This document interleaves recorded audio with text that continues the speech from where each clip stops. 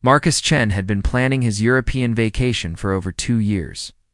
At 28 years old, he worked as a marketing consultant in San Diego, spending most of his days behind a computer screen, dreaming of adventure.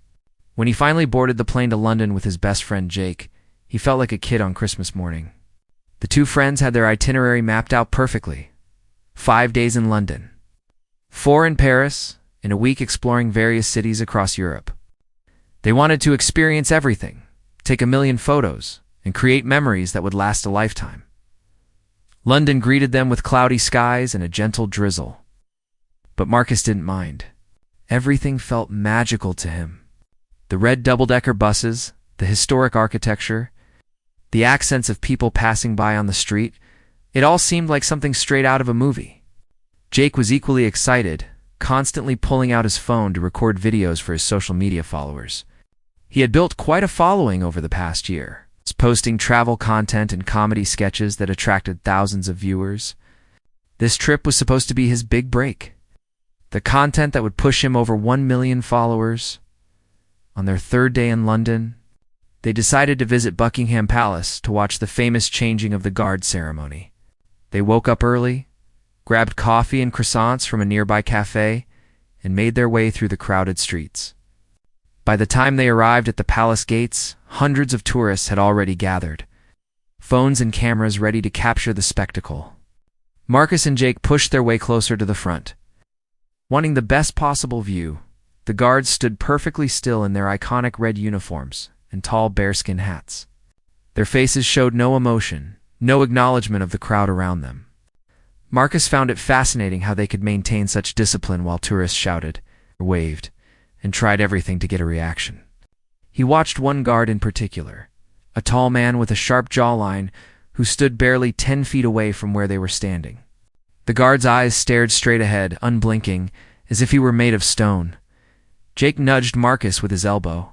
"Dude, this would be perfect content. Everyone loves videos of people trying to make these guards laugh or react." Marcus shrugged. "Yeah, but what are we going to do that hasn't been done before? People do silly dances, make faces, tell jokes.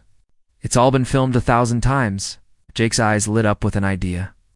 He leaned closer to Marcus, speaking in a hushed tone so the people around them wouldn't hear. What if we did something completely unexpected? Something that would actually go viral? Marcus felt a small warning bell go off in his mind, but he ignored it. He was on vacation, far from home, and wanted to let loose. What did you have in mind? Jake reached into his backpack and pulled out a small water bottle. He had bought it earlier that morning and hadn't opened it yet. What if one of us pretends to trip and accidentally splashes water on one of the guards? It would be hilarious, and no one's done that before. The video would blow up. Marcus stared at the water bottle, then at the guard standing nearby. Part of him knew this was a bad idea. These weren't actors or performers hired for entertainment. They were real military personnel doing their job. But another part of him, the part that had been stuck in an office for years, craved excitement and spontaneity. He thought about the stories he would tell when he got home, the video that might actually go viral, the adventure of it all. "I don't know, man," Marcus said hesitantly.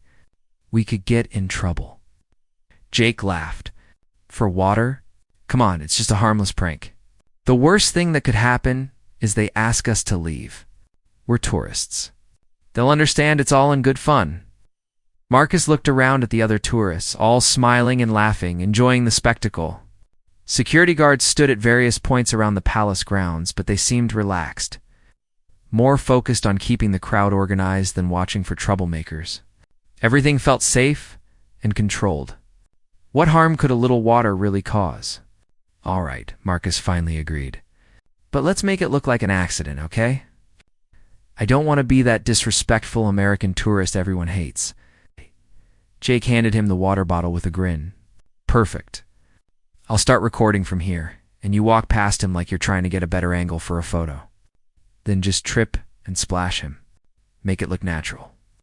Marcus took the bottle, his heart beginning to race with anticipation and nerves. He unscrewed the cap slightly so the water would spill easily when the moment came. He could feel adrenaline pumping through his veins, the same feeling he used to get before high school football games or college presentations. This was at his moment of spontaneous adventure. He positioned himself a few feet away from the guard, holding his phone up as if framing a perfect shot of the palace. Other tourists moved around him, some blocking his path, others trying to get their own photos. He waited for the right moment, when enough people had their cameras out, so the splash would be caught from multiple angles. Jake gave him a thumbs up from where he stood. Phone held steady in recording mode. Marcus took a deep breath and started walking toward the guard, his eyes on his phone screen, as if completely absorbed in taking a photo. He held the water bottle loosely in his other hand. 3 steps away, 2 steps, 1 step. Then he pretended to stumble over his own feet, lurching forward with exaggerated clumsiness. As he fell toward the guard, he swung the water bottle upward, and the contents exploded outward in a sparkling arc. The cold water hit the guard square in the chest and face, soaking his pristine red uniform and dripping from the brim of his bearskin hat. For a split second, time seemed to freeze. The guard's eyes widened in shock, his professional composure cracking for just a moment. Gasps erupted from the crowd around them.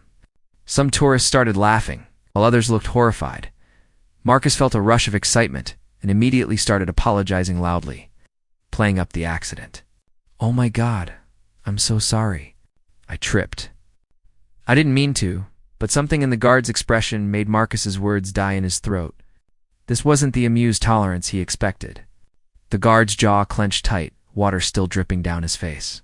He didn't move, didn't speak, but his eyes burned with barely contained anger. Within seconds, 3 security officers appeared out of nowhere, moving with practiced efficiency through the crowd. One of them, a stern-looking woman with short gray hair, grabbed Marcus firmly by the arm. Another officer snatched the empty water bottle from his hand. "Sir, you need to come with us right now," the woman said, her voice leaving no room for argument. Marcus's stomach dropped. This wasn't going according to plan at all. "Wait, it was just an accident.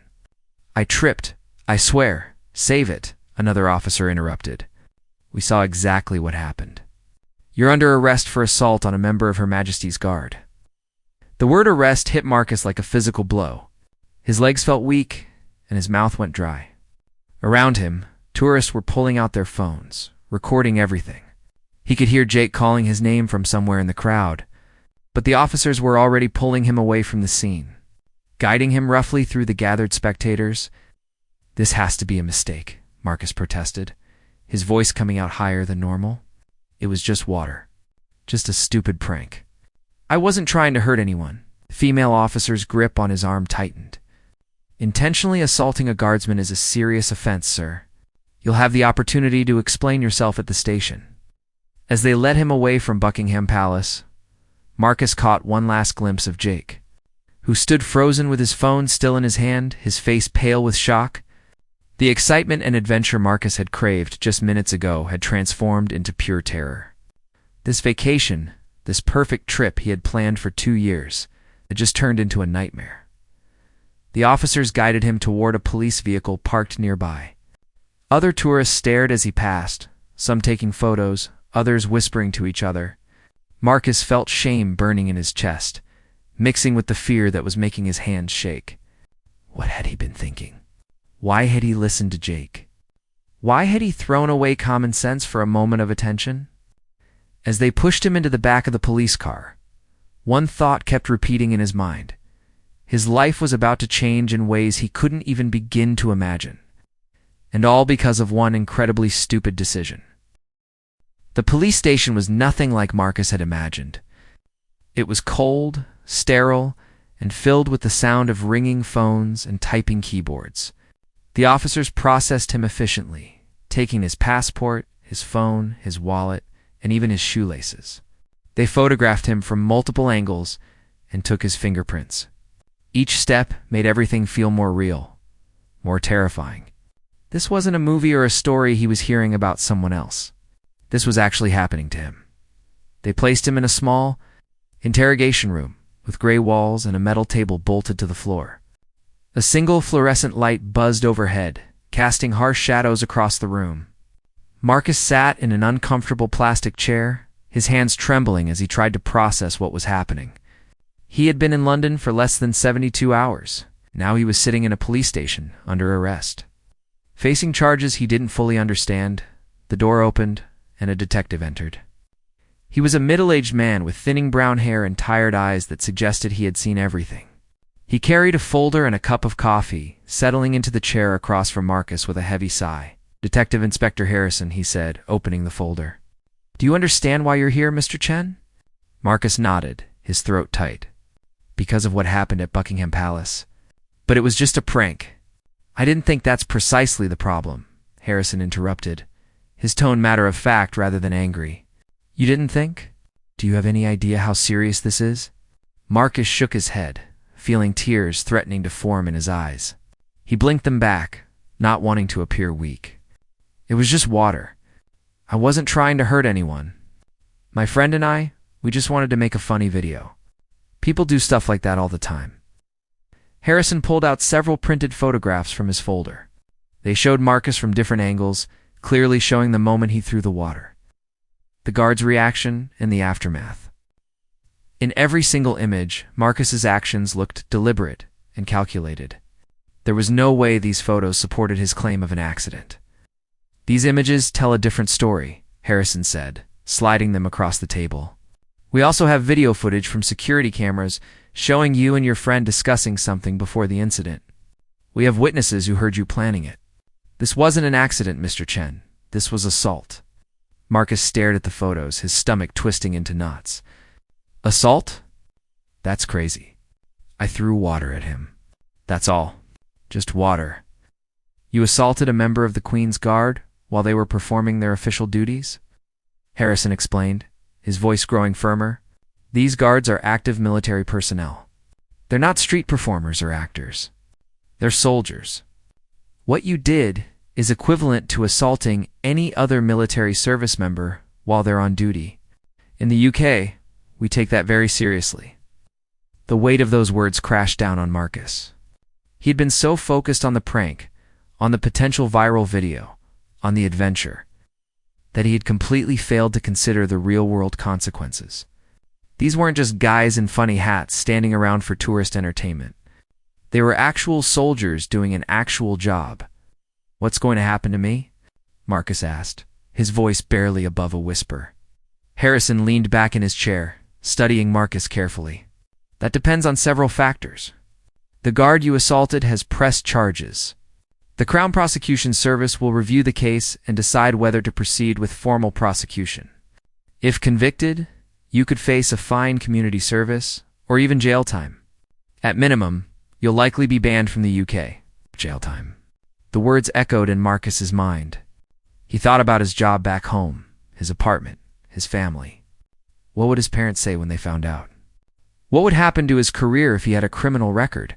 All because of 30 seconds of incredibly poor judgment. "Can I call someone?" Marcus asked desperately. "My friend Jake? Or maybe the American Embassy?" Harrison nodded. "You're entitled to one phone call. I should inform you that your friend Mr. Sullivan is also being questioned. He was filming the incident, which makes him an accomplice. We're determining his level of involvement." I'll allow Cass. Felt his heart sink even further. Jake was in trouble too. This nightmare was spreading, affecting everyone around him. He thought about Jake's social media dreams, his plans for building his following. Now, instead of viral fame, they were both facing criminal charges in a foreign country. They allowed Marcus to use a phone in a small room adjacent to the interrogation area. His hands shook so badly he could barely dial the number. He tried calling his parents first, but it was the middle of the night in California, and they didn't answer.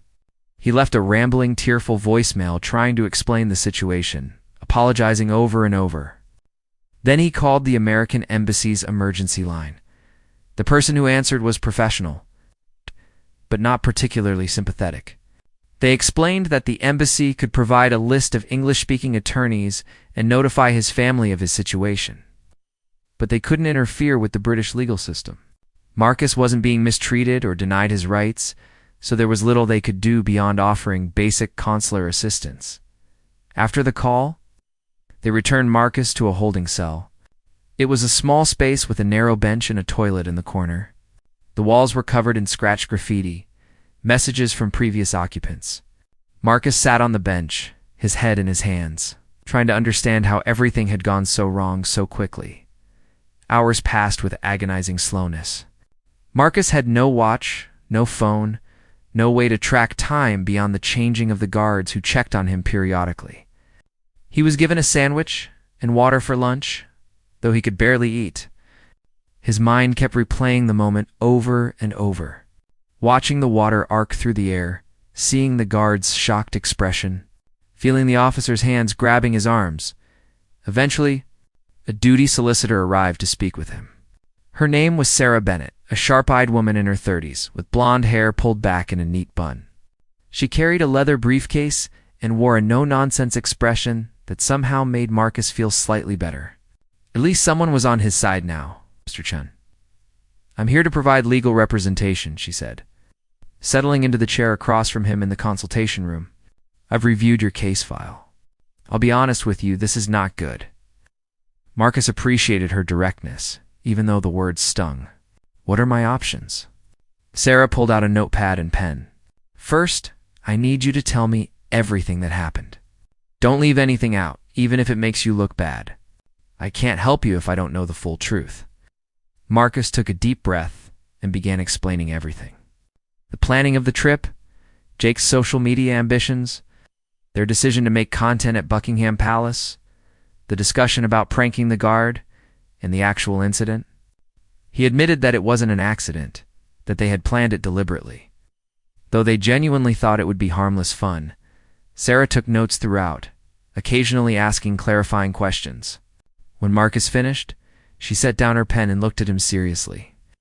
"Here's the situation. The Crown Prosecution Service is reviewing whether to charge you with assault, specifically assault on a service member performing their duties. Given the evidence, multiple videos, photographs, witness statements, and your own admission, they have a very strong case. Your best option is to plead guilty and show genuine remorse. The judge will be more lenient if you take responsibility rather than trying to fight it." "Guilty?" Marcus repeated, the word tasting bitter in his mouth. "But I didn't hurt anyone. It was just water." "The law doesn't distinguish based on what substance you used," Sarah explained patiently. "You intentionally made contact with a service member in a way that was offensive and interfered with their duties. That meets the legal definition of assault. Fighting this in court would be expensive, time-consuming, and ultimately futile, given the evidence." Marcus felt tears finally break free, rolling down his cheeks. He didn't bother wiping them away. "I'm an idiot. I'm such an idiot." Sarah's expression softened slightly. "You made a serious mistake. But you're young, you have no prior criminal record, and you're showing genuine remorse. These things matter. I'll work to get you the lightest possible sentence. But Marcus, you need to understand your life is going to change because of this. There will be consequences." They spent the next hour going over options and strategies. Sarah explained that she would try to negotiate with the prosecution for a reduced charge or a conditional discharge, which would mean no jail time if Marcus completed certain requirements. She would emphasize that he was a first-time offender, a foreign tourist who made an error in judgment, and someone who was deeply sorry for his actions. When Sarah left, Marcus was returned to his holding cell. He lay on the bench, staring at the ceiling, thinking about everything he had just thrown away. His career, his reputation, his clean record, possibly even his freedom. All for a video that would have gotten a few laughs and maybe some views. Later that evening, they brought Jake to speak with him briefly. His friend looked terrible, his eyes red from crying, his hair disheveled. They were given 5 minutes to talk in a monitored room. "I'm so sorry, Marcus," Jake said immediately, his voice cracking. "This is all my fault. I'm the one who suggested it. I'm the one who pushed you to do it." Marcus shook his head. "I made the choice. I threw the water.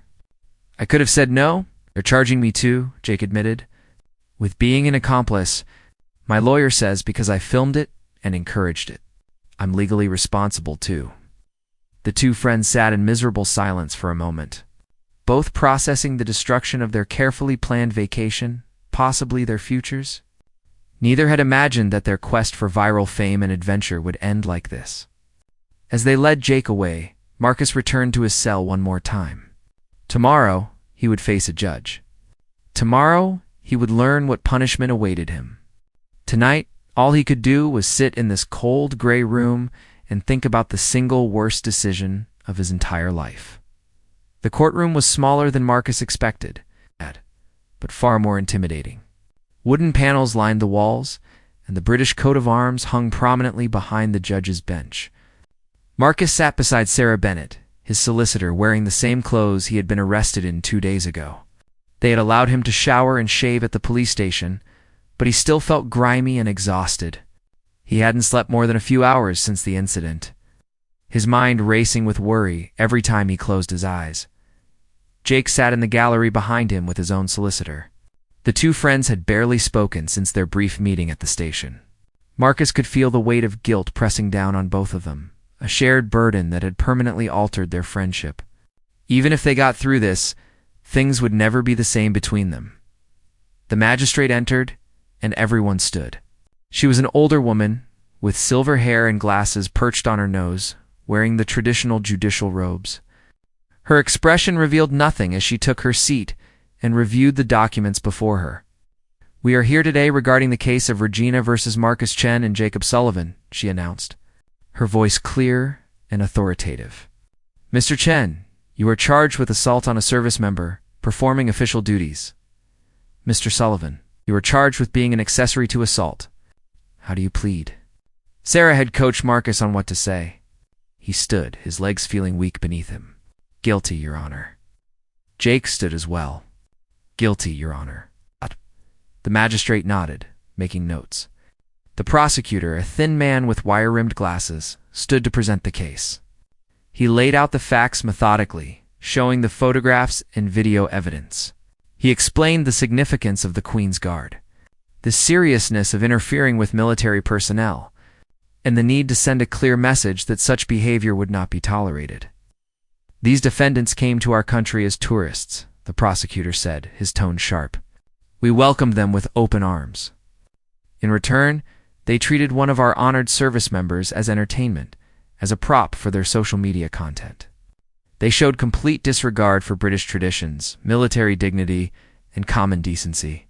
This was not a harmless prank. This was assault, plain and simple."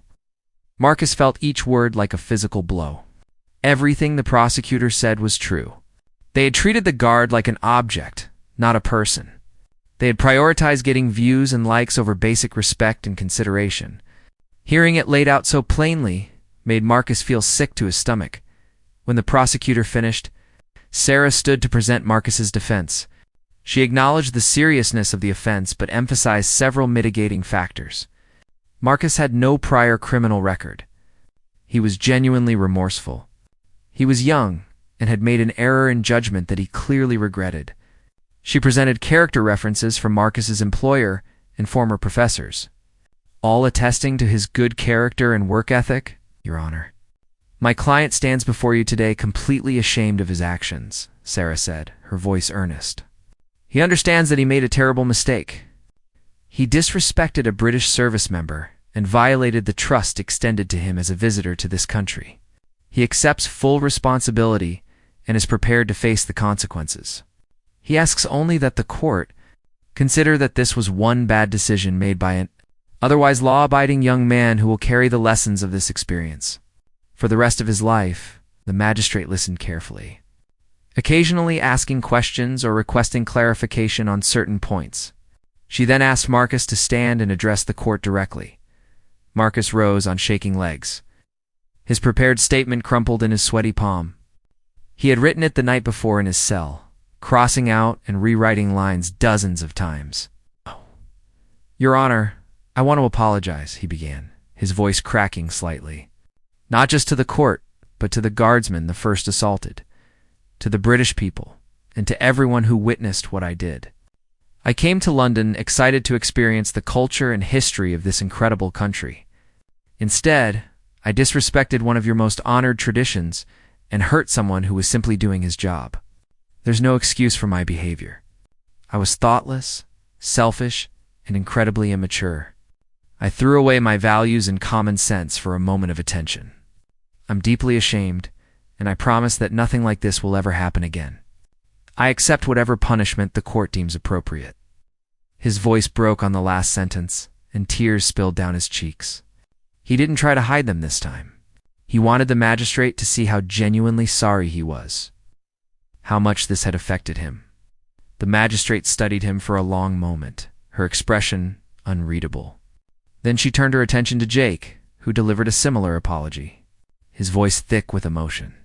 After both defendants had spoken, the magistrate announced that she would take a brief recess to consider the appropriate sentence. Marcus returned to his seat, his heart pounding so hard he thought it might burst from his chest. Sarah placed a reassuring hand on his arm, but said nothing. There was nothing more to be said now. They could only wait. 30 minutes felt like 30 hours. Marcus sat in the holding area adjacent to the courtroom, his mind spinning through every possible outcome. Would they send him to jail? For how long? What would happen to his job, his apartment, his entire life back home? He thought about his parents, who had flown to London as soon as they heard about the arrest and were now sitting in the gallery, their faces etched with worry and disappointment. Finally, they were called back into the courtroom. Marcus took his place beside Sarah, trying to steady his breathing. The magistrate returned, her expression still neutral. "I have considered all the evidence and testimony presented today," she began. This was a serious offense. The defendant deliberately assaulted a service member while they were performing their official duties. Such behavior cannot and will not be tolerated. However, I also recognize certain factors. Both defendants have no prior criminal history. They have shown genuine remorse. They have cooperated fully with authorities and entered guilty pleas, saving the court considerable time and resources. Marcus held his breath, waiting for the verdict. "Mr. Chen, I am sentencing you to 120 hours of community service, to be completed in your home country, with documentation provided to this court. You will also pay a fine of £2,000, plus restitution of £500 to be paid to the guardsman you assaulted. Additionally, you are hereby banned from entering the United Kingdom for a period of 5 years. Any violation of this ban will result in immediate arrest and imprisonment." Marcus felt a wave of relief so powerful he almost collapsed. No jail time. He would be able to go home, return to his job, rebuild his life. Yes, there would be consequences and embarrassment, but he had been prepared for so much worse. "Mr. Sullivan," the magistrate continued, turning to Jake, "your role as an accessory is slightly less severe, but you are still culpable. You encouraged this behavior and documented it for your personal gain. I am sentencing you to 80 hours of community service and a fine of £1,500. You were also banned from the United Kingdom for 5 years. Jake nodded, tears streaming down his face. "Thank you, Your Honor, thank you." The magistrate fixed both young men with a stern gaze. "Let me be absolutely clear. You are both extraordinarily fortunate. In different circumstances, with a different judge, you could be sitting in prison right now. I am showing leniency because I believe you are genuinely sorry, and because I believe this experience has taught you a valuable lesson. Do not make me regret this decision. If either of you ever appears before a British court again, you will face the full weight of the law. Do you understand?" "Yes, Your Honor, Marcus," and Jake said in unison. "This court is adjourned." As the magistrate left, Marcus turned to see his parents rushing forward from the gallery. His mother grabbed him in a tight embrace, sobbing against his shoulder. His father stood beside them, his jaw clenched, struggling to contain his emotions. "I'm so sorry, Mom. I'm so sorry, Dad," Marcus repeated over and over. His father finally spoke, his voice gruff. "We're just glad you're okay. We'll deal with everything else later. Let's get you out of here." Sarah explained the next steps. Marcus would need to pay his fines within 30 days. He would be released immediately but required to leave the UK within 72 hours. The community service hours would need to be completed within 6 months. With regular reports sent to the British court system, she provided contact information for organizations in California where he could complete his service hours. As they processed his release, Marcus felt like he was in a dream. Just days ago, he had been an excited tourist ready to explore Europe. Now he was a convicted criminal, banned from an entire country, facing months of community service and thousands of dollars in fines. The irony wasn't lost on him. He had wanted adventure and a story to tell. Well, he certainly had one now, though not the kind he had imagined. Outside the courthouse, reporters waited with cameras and microphones. Apparently, the story had made the news. "Disrespectful American tourist assaults Queen's Guard" was the headline on several papers. Marcus kept his head down as his father guided him through the crowd, ignoring the shouted questions. That night, in the hotel room his parents had booked, Marcus finally had a moment to process everything. He sat on the bed staring at his hands, thinking about the guardsman whose face he could still see clearly in his mind.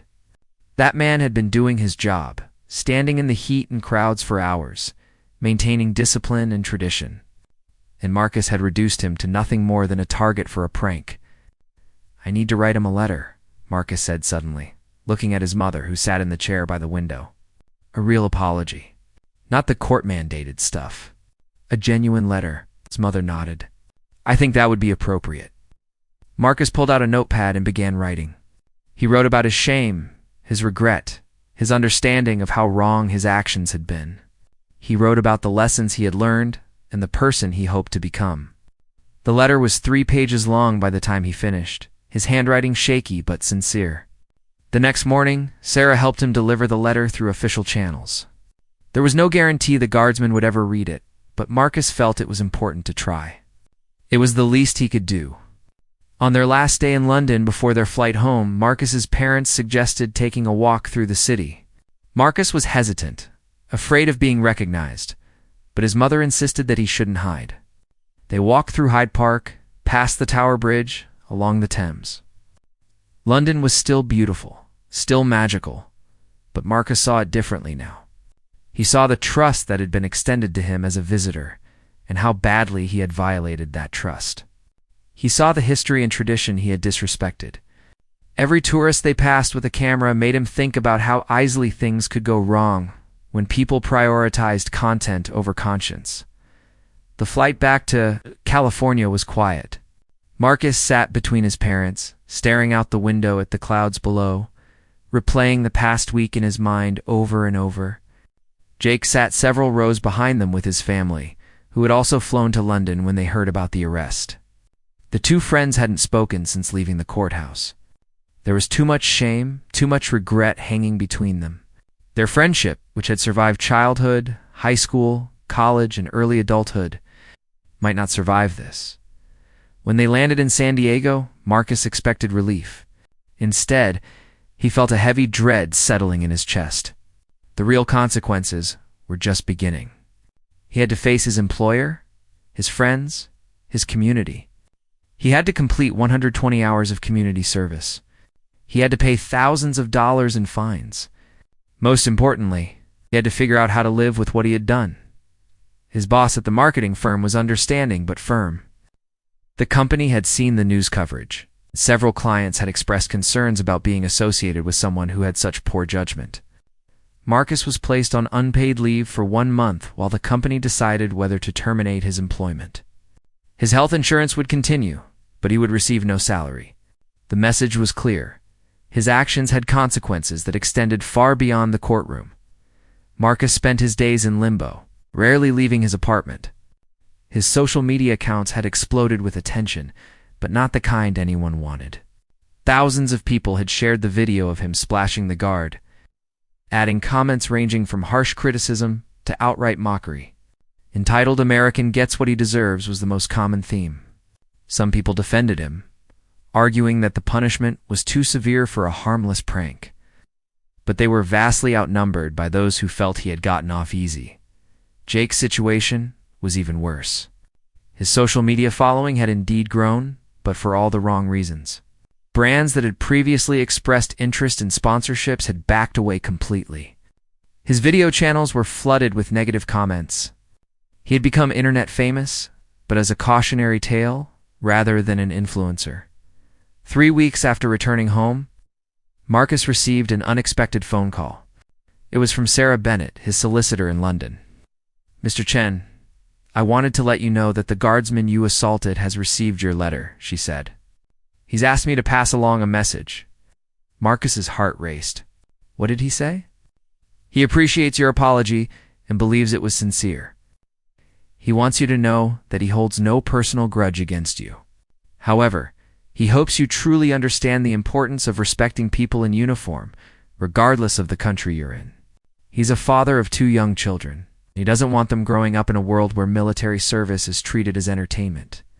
Marcus felt tears building again, something that seemed to happen frequently these days. Please tell him I understand. Tell him I'm truly sorry and that I'll spend the rest of my life trying to be better than I was that day. Sarah promised to relay the message. After hanging up, Marcus sat in silence for a long time, thinking about the guardsman and his children. The man Marcus had reduced to a prank target was a father, a professional, a human being with a life and family. How had Marcus lost sight of something so fundamental? He decided it was time to stop hiding. He contacted a local veterans organization and explained his situation, asking if he could complete his community service hours by helping at their facility. The director, a retired Marine named Carlos Rodriguez, agreed to meet with him. Carlos was a broad-shouldered man in his 50s, with graying hair and kind eyes. They met at a coffee shop near the Veterans Center. Marcus explained everything that had happened, not trying to minimize his actions or make excuses. He told Carlos about the sentence, the ban, the letter to the guardsman, and his desire to do something meaningful with his community service hours. Carlos listened without interrupting, his expression thoughtful. When Marcus finished, Carlos set down his coffee cup and looked at him directly. Most people who get sentenced to community service treat it like a punishment to endure, Carlos said. They do the minimum required and complain the whole time. But I get the sense you actually want to learn something from this. Is that true? Marcus nodded emphatically. I want to understand what I did wrong on a deeper level. I want to become the kind of person who would never make a choice like that again. Carlos smiled slightly. Then you're welcome at our center. But I'm going to work you hard. You'll be helping veterans with various needs, transportation to medical appointments, home repairs, administrative work, whatever is required. These are people who served their country with honor. Some are dealing with physical disabilities. Others struggle with PTSD or transitional challenges. You'll treat every single one of them with the utmost respect. Can you do that? Yes, sir, Marcus said without hesitation. He started the following week. His first assignment was helping to organize a storage room filled with donated items, clothing, toiletries, household goods that were distributed to veterans in need. It was hot, dusty work, but Marcus threw himself into it completely. He wanted to prove, if only to himself, that he could be reliable and hardworking. As the weeks passed, Marcus began taking on more responsibilities. He drove veterans to doctor appointments, listening to their stories during the rides. He helped repair the home of an elderly Korean War veteran whose roof had been leaking. He organized fundraising events and managed the center's social media accounts. Using skills from his marketing job to help spread awareness about veterans' issues, one day, while filing paperwork at the center, Marcus met a man named Thomas Wright. Thomas was in his late 20s, only a few years older than Marcus, but he carried himself with a weariness that suggested he had lived much more. He had served 2 tours in Afghanistan and was now struggling to transition back to civilian life. He came to the center regularly for counseling and job placement assistance. Thomas and Marcus struck up a conversation while waiting for Thomas's appointment with a counselor. Marcus mentioned that he was completing community service, and Thomas asked what for. Marcus hesitated, then decided honesty was the best policy. He told Thomas the whole story. Thomas listened quietly and surprised Marcus by laughing not mockingly, but with genuine amusement. Man, that was really stupid, Thomas said, shaking his head. But at least you owned up to it. A lot of people would still be making excuses. I can't believe how idiotic I was, Marcus admitted. I saw the guard as a costume, not a person. I didn't think about who he really was. People do that with military and service members all the time. They see the uniform and forget there's a human being inside it. We have families, fears, dreams, bad days, good days. We're not action figures or props for photos. We're just people doing a job. That conversation stayed with Marcus. He began to understand his mistake on a deeper level. He had dehumanized the guardsman, reducing him to nothing more than a piece of scenery in his vacation story. That was the real crime, not the water or the disruption, but the fundamental lack of respect for another person's dignity. After 2 months, Marcus's employer made their decision. They would allow him to return to work, but he would be on probation for 6 months. Any further incidents or poor judgment would result in immediate termination. Marcus accepted the terms gratefully. He knew he was lucky to still have a job at all. His first day back at the office was awkward. Some colleagues welcomed him warmly, while others maintained a polite distance. During the morning meeting, his boss addressed the situation directly. Marcus made a serious mistake while on vacation, she announced to the team. He's taken responsibility, faced legal consequences, and is working to make amends through community service. We all make mistakes. What matters is how we learn and grow from them. I expect everyone to treat Marcus with professionalism and give him the opportunity to prove himself. Marcus was grateful for her support, though he knew rebuilding trust would take time. He focused on his work with renewed dedication, determined to show that he deserved the second chance he had been given. His friendship with Jake remained complicated. They texted occasionally, brief messages checking in on each other, but the easy camaraderie they had once shared was gone. Jake was struggling more than Marcus. His social media dreams had died completely, and he had moved back in with his parents while trying to figure out his next steps. The shared trauma of their arrest had damaged something fundamental between them. For months after the incident, Marcus completed his 120 hours of community service. Carlos held a small ceremony at the Veterans Center, presenting Marcus with a certificate of completion. Several veterans Marcus had worked with attended, shaking his hand and thanking him for his help. "You came here as someone fulfilling a sentence," Carlos said during the ceremony. "You're leaving as someone who actually made a difference. That's not nothing, Marcus. That's real growth." Marcus felt a swell of emotion. "This place changed me. All of you changed me. I came in thinking I was just going to do my hours and leave. Instead, I learned what real service looks like. I learned about respect and sacrifice and thinking beyond myself." One of the veterans, a woman named Patricia, who had served in the Gulf War, stood to speak. "Marcus helped me repair my kitchen cabinets when I didn't have anyone else to call. He didn't complain. He didn't cut corners. He treated me and my home with respect. That's the kind of person we need more of in this world." After the ceremony, Marcus stayed to help clean up, not because he was required to anymore, but because he wanted to. The center had become important to him. He had already volunteered to continue helping even after his mandatory hours were complete. That evening, Marcus sat down at his computer and opened a blank document. He had been thinking about writing something for weeks, not for social media or attention, but as a way to process everything that had happened. He titled it, "What I Learned from My Worst Mistake." He wrote about the incident, but more importantly, he wrote about the aftermath. He wrote about meeting veterans and hearing their stories. He wrote about learning to see past uniforms and roles, to recognize the humanity in everyone. He wrote about privilege, consequences, and the importance of thinking before acting. He wrote about redemption and second chances and how much work it takes to earn them. When he finished, the document was 10 pages long. He saved it and closed his laptop, unsure if he would ever share it with anyone. It had been therapeutic just to write it. 6 months after the incident, Marcus received an email from an organization called the Global Youth Leadership Foundation. They had somehow heard about his case and his subsequent community service work. They were developing a program about social media responsibility, digital citizenship, and the real-world consequences of online content creation. They wanted Marcus to speak at their next conference, sharing his story as a cautionary tale. His initial instinct was to refuse. The thought of standing in front of hundreds of people and recounting his most shameful moment made his stomach turn. But then he thought about the guardsman's children, about Thomas and Patricia and all the veterans he had met, about the lessons he had learned. If sharing his story could prevent even one person from making a similar mistake, wasn't that worthwhile? He accepted the invitation. The conference was held at a university in San Francisco 3 months later. Marcus stood backstage, his hands sweating, his heart racing. He had practiced his speech dozens of times, but standing here now, about to face a live audience, all his preparation felt inadequate. When his name was called, he walked onto the stage. 500 faces stared back at him. Cameras recorded from multiple angles.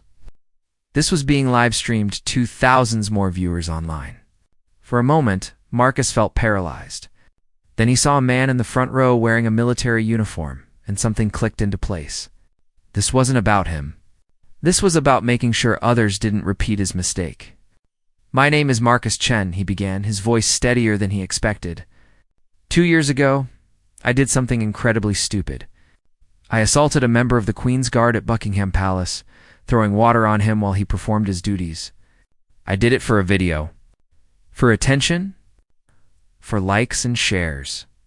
And it cost me more than I could have imagined. Told his story completely and honestly, holding nothing back. He talked about the planning, the execution, the arrest, the trial, the consequences. He talked about the veterans he met, the lessons he learned, and the person he was still working to become. He showed the audience the letter he had written to the guardsmen and read portions of it aloud. I learned that behind every uniform, every job, every role, there's a real person with real feelings and a real life, Marcus said. When we create content, when we chase viral fame, we can forget that. We treat people like props.